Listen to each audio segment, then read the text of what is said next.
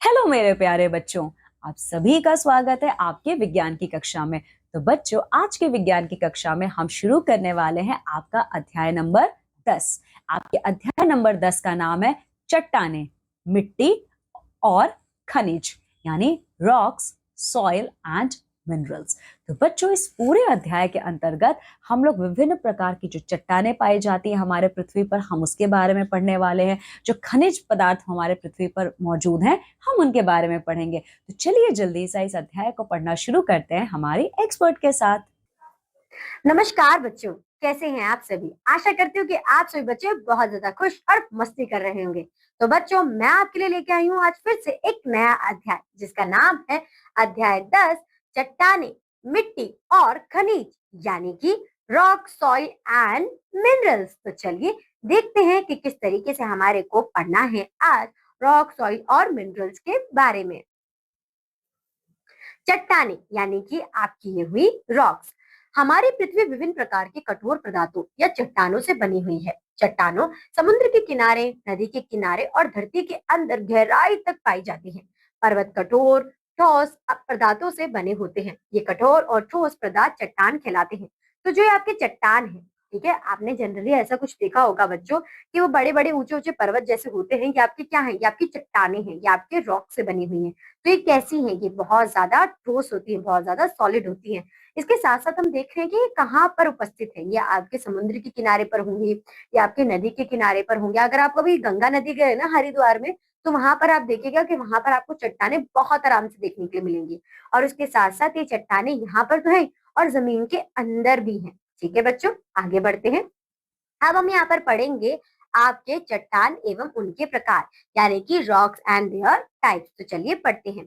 चट्टानें अनेक प्रकार की होती हैं। इनका रंग, आकार तथा आकृति अलग अलग होती है। कुछ मुख्य चट्टानें निम्नलिखित हैं। तो सबसे पहले हमारे पास क्या है? ग्रेफाइट। हम इन्हें कैटेगराइज कैसे कर रहे हैं? इनके आकार के बेसिस पर और इनके रंग के बेसिस पर। ग्रेफाइट एक कठोर चट्टान है। यह प्रायः काले, सलेटी और हल्के लाल भूरे रंग की होती है। इसका प्रयोग पेंसिल का सुरमा बनाने में किया जाता है। तो जो आपकी पेंसिल की नोक है, ये क्या है? ये आपका ग्रेफाइट चट्टान है। अब हमारे पास आता है शेल। यह भी कठोर चट्टान होती है। ये चिकनी परतों के रूप में पाई जाती है। इस चट्टान से स्लेट बनाई जाती है। तो ये आप देख रहे हैं, ये आपकी स्लेट है। ये किससे बनाई जा रही है? ये शेल से बनाई जा रही है। इसके बाद आपके पास है चकमक पत्थर। चकमक पत्थर का क्या कार्य है देखते हैं। चकमक पत्थर को आपस में रगड़ने से चिंगारी उत्पन्न होती है। गैस लाइटर में यही पत्थर प्रयोग किया जाता है। तो यही पत्थर प्रयोग हो रहा है। ये आपका चकमक पत्थर है। तभी आप देखेंगे कि जब आप लाइटर को ऐसे प्रेस करते हैं तो एक चिंगारी से निकलती है। तो इसका काम क्या है? चिंगारी बनाना। फिर आपके पास है संगमरमर। तो ये बहुत ही कठोर व चिकनी चट्टान है। ये सफेद, काले, भूरे रंग या गुलाबी रंग की होती है। तो सफेद तो आपको याद ही होगा, क्योंकि जो आपका ताजमहल है वो संगमरमर से बना हुआ है। शुद्ध संगमरमर सफेद रंग का होता है। इस पत्थर को घरों, इमारतों आदि में लगाया जाता है। विश्व प्रसिद्ध आगरे का ताजमहल इसी पत्थर से निर्मित है। तो जो आगरे का वो है आपका ताजमहल, वो किससे बना है? वो संगमरमर से बना है। यहाँ पर देखिए बच्चों, ठीक है।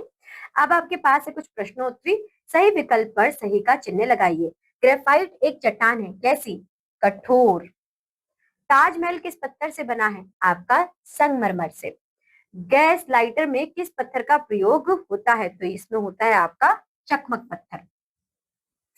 नेक्स्ट पत्थर हमारे पास है हमारा हीरा। जी बच्चों, बिल्कुल आपने सही सुना कि ये भी आपके चट्टान का ही कैटेगरी है।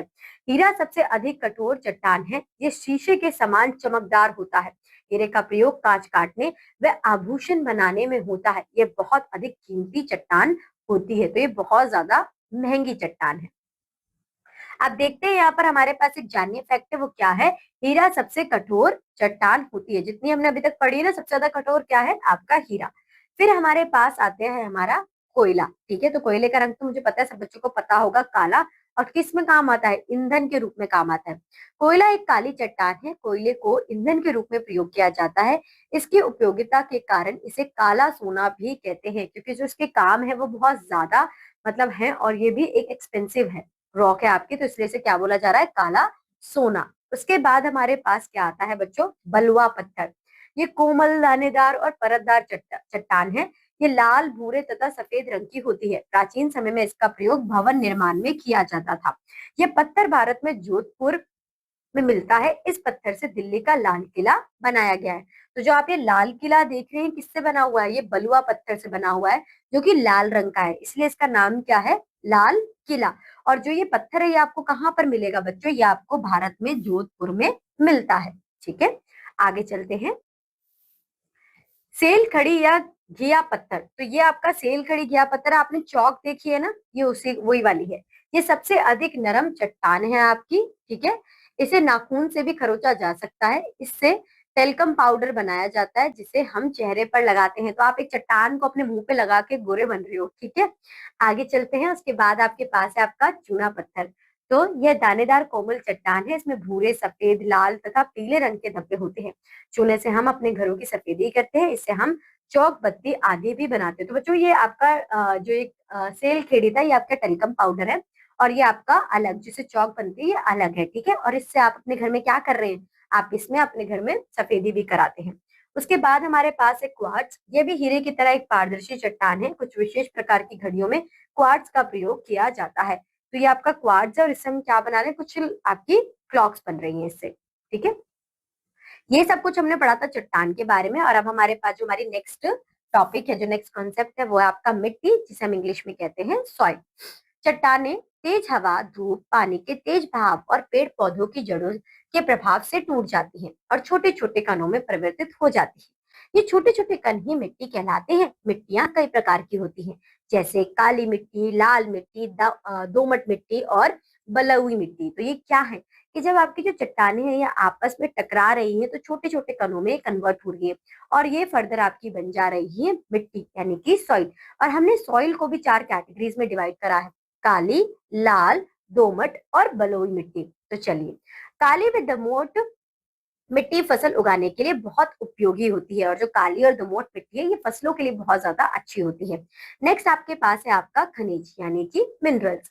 पृथ्वी के गर्भ में अनेक खनिज पाए जाते हैं, जैसे सोना, तांबा, चांदी, लोहा और कोयला आदि।